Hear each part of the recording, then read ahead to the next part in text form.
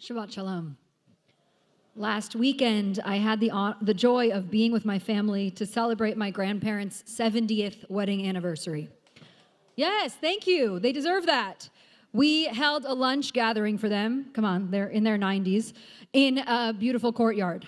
We got to spend time with the 40 family members and 30 friends of theirs who could join, many of whom are friends they've made in the last few years in their 90s, including a friend who was a bridesmaid in their wedding all those years before. A bunch of nonagenarians and me. Really a pretty good place to find yourself. 70 years of life they've spent together. 2 only children whose one dream was to build a big family.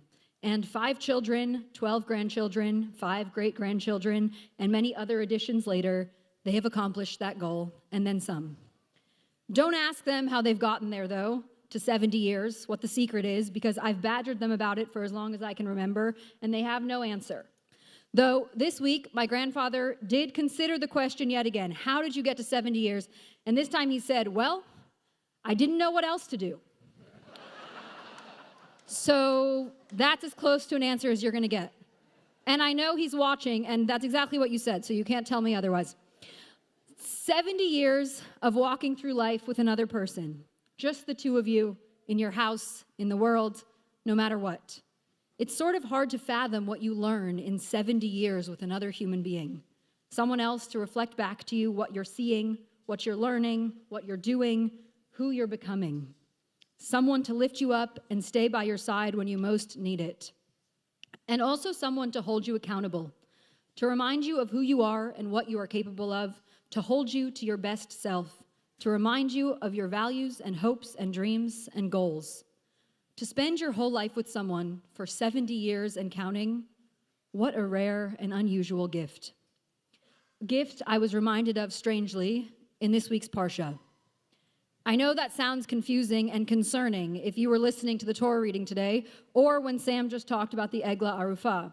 How could this parsha about honest judges and the justice system and kings and murderers and prophets and war laws and battles and the Egla Arufah remind me of this most quaint and wholesome experience I had last weekend?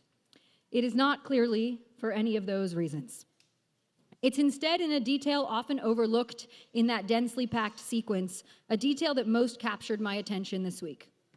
The parsha explains that when the people enter the land that God has assigned them, they may feel moved to establish a king for themselves because other people around them likely will have kings. God tells them, "Som tasim alecha melech asher yivchar Hashem Elohecha." Feel free to establish a king for yourselves, one chosen by God. This king, though, should not amass too many horses, we're told, or wives, lest his heart go astray, or too much gold or silver. There must be many limits on the king. I mean, not that we'd know anything about that. And then we learn that when he is on his throne, chatav lo et mishnah Torah hazot, that he should have a copy of the Torah written for him. Mishnah Torah, a copy of the Torah, or it could be some kind of teachings. It may not be the whole Torah, but he needs Torah. The description continues, V'haita imo v'karavo kol yemei chayav. Let it remain with him, and let him read from it all his life, so that he may learn to revere his God, to observe faithfully every word of the teaching as well as the laws. The Torah is another way the king is held accountable, another way he remembers who he is called to be. And this Torah will remain with the king his whole life. It must. The Talmud, however, understands this instruction a little differently. In Masechet Sanhedrin, the rabbis discuss what's really going on here. Initially, they simply lay out the logistics. Yotzei lemilchama motzia imo. Nichnas hu machnisa imo. Yoshev badin hi imo. Mesev hi kenegdo. When he goes out to war, he brings it with him. When he comes in from war, he brings it with him. When he sits in judgment, it is with him. When he reclines to eat, it is opposite him. As it's stated in Devarim that we just read, it shall be with him, and he shall read it all the days of his life. This Torah is truly always with him, no matter where he goes or what he's doing. And the word the Talmud uses to talk about its placement with him when he is home reclining to eat is kenegdo. Kenegdo is a word that we all know well from all the way back at the beginning of Genesis. After God creates the first person, God says famously, Lo tov heyot ha'adam levado. It is not good for a person to be alone. That instead, ese lo ezer kenegdo, that instead God will create an ezer kenegdo for them. A phrase that's not always easy to define, something like a helpmate or counterpart or fitting counterpart, helper, or it's come to mean something more general like partner or match. And this is where we get back to the beginning. This is where I was reminded of my grandparents and their 70 years of life together. They've built their life while having someone to sit across from them and challenge them, take care of them, remind them of what matters most, hold them accountable. They have had 7 decades of an ezer kenegdo. But in the case of the king in our parsha, it seems like the Torah can be that too. The Torah can be the thing that sits across from you, that challenges you, that takes care of you, reminds you of what matters most, holds you accountable. The Torah can be that for us, and it was that, ideally, for the king.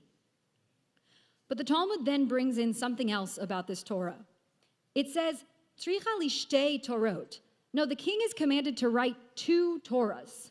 2 Torahs. Because it says Mishneh Torah, which is understood in this part of the Talmud as 2 Torahs. This teaches that he writes 2 Torahs, one that goes out and comes in with him, the one that we've been talking about, and one that is placed in his treasury.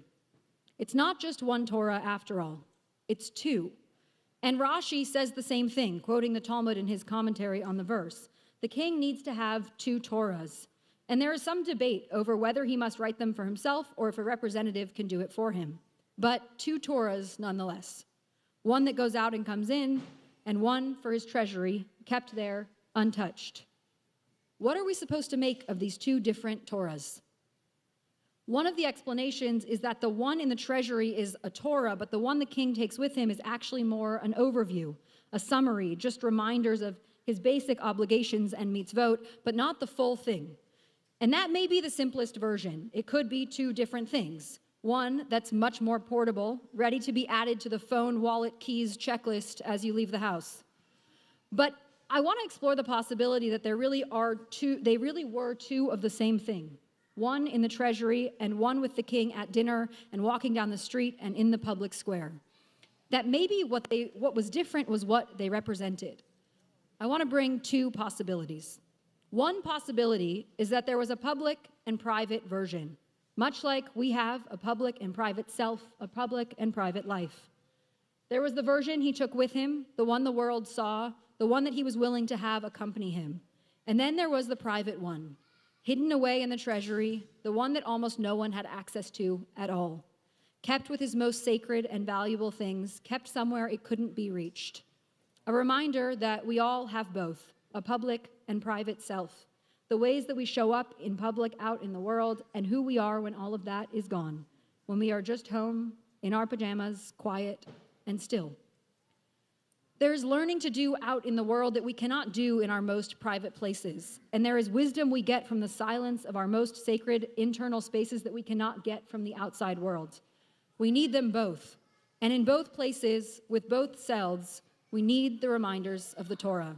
We need to remember who we are called to be. The second possibility I want to bring is that these 2 Torahs represent an actual and an idealized version of the Torah. The one that accompanies the king throughout his life is the actual, the one that gets a bit worse for the wearer, the one that is subject to the struggles of day-to-day life, the one that is exposed to the world, the one that gets a little dirty, messy, not quite the Platonic ideal of the Torah as we might imagine it, one that isn't insulated from the realities of living in the world. Like so much of our lives, we have lofty goals, and then we are met with the reality of life. Things aren't quite as shiny or as perfect as we imagined. There is real toil and compromise and struggle involved. We mess up, so do the people we love. Things get hard, then a little easier, then much harder again. We are surprised by the best things and the worst things. Our hearts get broken a million times. The Torah the king takes with him is witness to all of that too. The Torah's heart gets broken too. How could it not?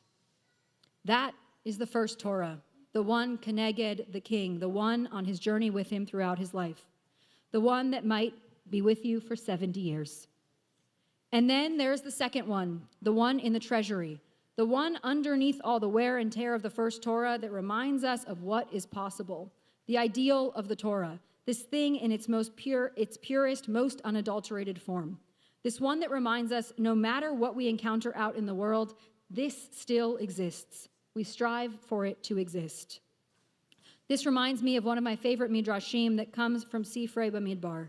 It's a commentary on the story of Benot Tzlofchad that we read last month in the book of Numbers. The story, as many of you know, is about 5 daughters with no brothers. When their father dies, they are posed to inherit no land because only sons inherited land at the time. They think this is unfair. They should still be able to inherit their father's land. They are also his children. So they go to Moses, and they ask him. And he doesn't know what the answer is. He doesn't know what to do. He realizes in that moment that the question is above his pay grade. So he goes straight to God, and he explains to God what happened and asks what the answer is. What does God think? In the Torah, God says, Ken benot Tzlofchad dovrot. What the daughters of Tzlofchad have said is correct. It is just. And then God tells Moshe to give them the land. But in Sifrei Bamidbar, there's an addition of just a few words to what God said. The Midrash starts the same way as the Torah. It tells us, Ken benot Tzlofchad dovrot. What they are saying is true. But then it continues. God explains, their claim is good. It is right. Shekach ketuvah parsha lifnei bamarom. Because that is what is written before me on high. God has a Torah, a different Torah. A Torah on high that we almost never get any access to at all. A Torah kept out of reach, set aside. A Torah in a treasury of sorts.